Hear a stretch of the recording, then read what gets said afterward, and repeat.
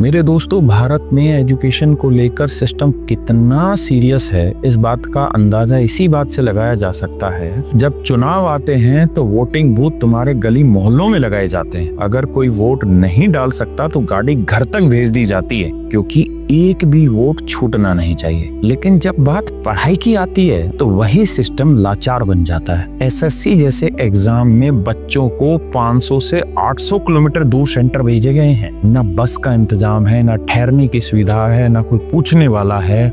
जाना है तो जाओ, नहीं तो भाड़ में मरो, तुम्हारी किस्मत। और अगर कोई छात्र संघर्ष करता हुआ उधार लेकर या जोखिम उठाकर एग्जाम सेंटर पर पहुंच भी गया तो भी ये भरोसा नहीं होता कि एग्जाम होगा भी कि नहीं। कभी सर्वर डाउन, कभी बायोमेट्रिक फेल, कहीं पेपर ही रद्द है, कभी कंप्यूटर का इशू। शिक्षा इस देश में हमेशा ही आखिरी पायदान पर रही है, और जो इस सिस्टम की खामियों पर सवाल उठाते हैं उन्हें मिलता है लाठी, गिरफ्तारी, डंडे, थप्पड़। और सबसे दुख की बात जानते हैं क्या है? ये जो टीचर हैं ये कोई आम लोग नहीं है। ये वही टीचर हैं जिनकी क्लास में बैठकर किसी ने सेना की वर्दी पहनी होगी, कोई अधिकारी बना होगा, कोई डॉक्टर बना होगा, कोई पुलिस बना होगा, कोई जज बना होगा। और आज वही शिक्षक सड़कों पर खड़े हैं न्याय की उम्मीद में, एक बेहतर सिस्टम की मांग में, और बदले में मिल रही है तो सिर्फ लाठियां। देश तब तक तरक्की नहीं करेगा जब तक पढ़ाई सिर्फ एक औपचारिकता बनी रहेगी, जब तक छात्र बस आंकड़ों में गिने जाएंगे, इंसानों में नहीं। जो आज विरोध में हैं, वो कल इस देश को संवार सकते थे,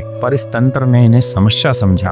और इस सिस्टम की आदत है, जो समझ ना आए उसे कुचल दो।